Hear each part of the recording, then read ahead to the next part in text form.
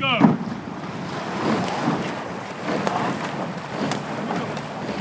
just love listening to the sound of the start, that explosion of noise from silence, jangling nerves and stillness turn into pumping legs and speed as quickly as possible. The crews get away cleanly. Star Club, and we're looking here at Windsor Boys School B. Lovely loose shoulders, strong sculling, good headgear from this crew. They really are together. They're moving really well together. It's complete focus as well. Eyes in the boat. I think he heard you, Jim. Just as you said that, we saw a little bit of a glance across rather early in the race, but both crews got a clean start. We're riding alongside them like catamaran. It looks like they're pretty much neck and neck at this point. See some determination there in Star Club, really ripping it along. Quite high rating here. The water boiling behind the Star Club boat, and they're absolutely stroke for stroke at the moment. They're both actually going for it. I think their rated sculling is still over 40 for both the crews. About a minute in, coming up to the barrier, not giving 1 inch, are they? I can feel in my legs right now the feeling they'll be having in their legs is they're in oxygen debt. They really got to start to step down to a rhythm that they can sustain, or the gamble. You put your hand in the flame and you see how long you can hold it. Can you just keep ripping it along so that you can break the crew early in the race? And that's the gamble you're taking. You know, you need at some point physiologically to step the rhythm down and get to something more sustainable. But if you hold on to that high pace early for long enough, maybe you can break through into a lead. But right now, it is still stroke for stroke. What a cracking battle. Isn't it just? And you've got to take that rate down at some point to increase the length to keep that stability. You can't keep that kind of rating and that energy going as you do off the start. They're both that Star crew settling down into a slightly longer stroke now. That's their race pace. And the Windsor boys have done the same thing, just slowly eking out into a lead. Yeah, I think the transition there from the Windsor boys, you can see just a little bit more length perhaps at the front of the stroke there, giving them a little bit more speed at a more efficient stroke rate. And we mentioned that sort of calmness, looseness in the shoulders, nicely drilled crew here, as you'd expect from the Windsor Boys School B crew. Their A crews in the past have won 2 out of the last 3 regattas in this Fawley Junior Men's Quads events. Both crews settle down to about 33, 34 strokes a minute. And that Windsor Boys crew just in that slightly more punchy kind of stroke, and I think that's sort of slowly taken away from Star.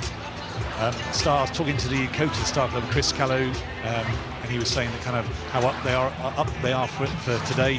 They're really looking forward to their opportunity to race here at Henley this evening. Yeah, it's really great to see these young athletes having their first crack at the Henley track. The Star Club from Bedford, short piece of river there, but long enough to train for Henley Royal Regatta. From Bow, we've got Gale, Duffin, Gilby and Bodley at stroke, and also steering the strokeman here. So the pressure on his young shoulders there to keep the boat aligned in somewhat tricky conditions. So I think the wind has dropped in the last half hour or so, making it maybe a bit easier there. Windsor Boys School B crew on the right of our picture, though, are now looking very comfortable, and that longer, punchier stroke you mentioned has helped them to extend their lead through the middle of the course as we're coming up to the Fawley marker here. That is 9 metres short of halfway down the 2,112 metre Henley course. They're just sitting up a little bit more than the Star crew, aren't they? Using their legs a little bit more efficiently, driving the big leg muscles, and just powering it a little bit further away. It's generally a more muscular, punchy stroke, and it seems to be effective going to the Star crew. Yeah, really good call there, Jim. I think you're right. You can see they're getting sort of a vertical shin, probably a bit more compression at the front end of the stroke. The oar goes in, locks into the water, and then those legs just drive and accelerate it really nicely. I also like the way that they're flowing forward, so they just let the boat run underneath them. They're not checking the boat with their weight going back as the slide happens. They just move into that lovely, loose, compressed catch. Blade goes in, legs go down, and they punch it through. And this shot's brilliant to demonstrate that. If you look at the bows of the boat, they're moving slowly. It's not kind of a sore edge.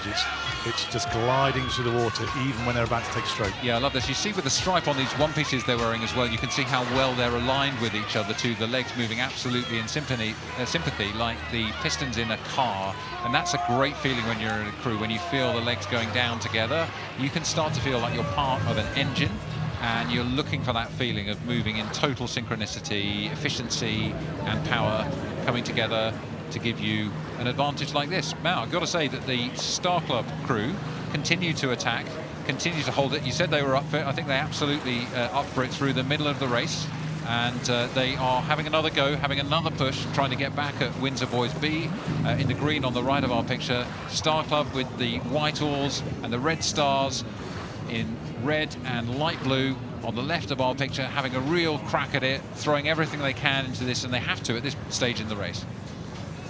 They do indeed. The Windsor Boys School, they might be the B crew, but they won gold in the second quad in that schools regatta. So they are a very, very competent outfit. You can see that in this sort of comfortable 3-length or so lead. Charlingham at bow, it's his first Henley, would you believe? The other crew have been here before and raced. But as you said, you mentioned the word synchronised earlier, Matt, and I think that's a really good word to use. You see them, they're moving together at the same time, everything's happening together, they're all working together in a really combined unit. Yeah, absolutely. Look at those piston legs, as we were talking about, Jim.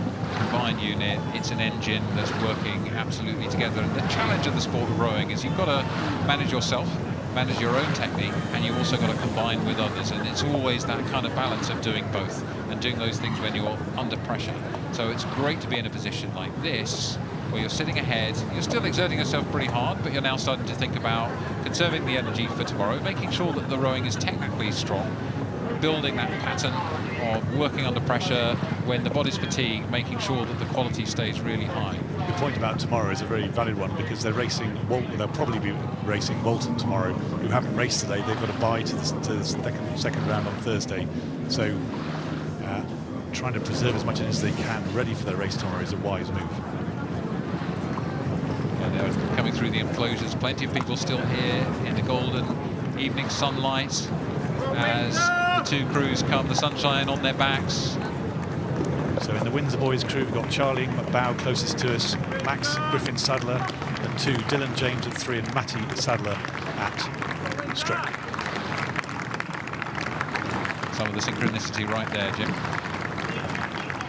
You can really see it in that shot, can't you? And the boat just moving, gliding, cutting through the water. Cracking shot. So a lovely display of junior men's quads rowing from the Windsor Boys School B crew, and a strong win over Star Club. Star Club attacks all the way, but crossing the line, Windsor Boys School B go through to the second round of the Fawley. 48 crews attempted, 24 qualified, including these two, and great effort from Star Club as they cross the line too. But it'll be Windsor Boys School B who go through to fight another day tomorrow at Henley.